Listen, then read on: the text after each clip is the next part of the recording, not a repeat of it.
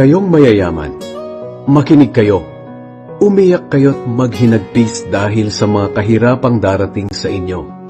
Nabubulok na ang mga kayamanan nyo at sinisira na ng insekto ang mga damit ninyo.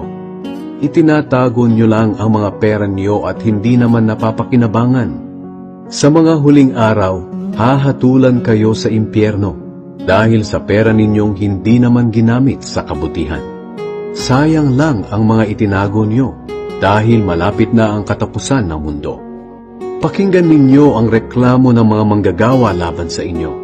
Pinagtrabaho ninyo sila sa inyong bukirin, pero hindi ninyo binigyan ng sahod. Nakarating na sa Panginoong makapangyarihan ang mga hinaing nila. Namuhay kayo ng marangya at maluho sa mundong ito. Para nyo na ring pinataba ang sarili nyo para sa araw ng pagkatay. Hinatulan ninyo't ipinapatay ang mga taong walang kasalanan, kahit hindi sila lumalaban sa inyo.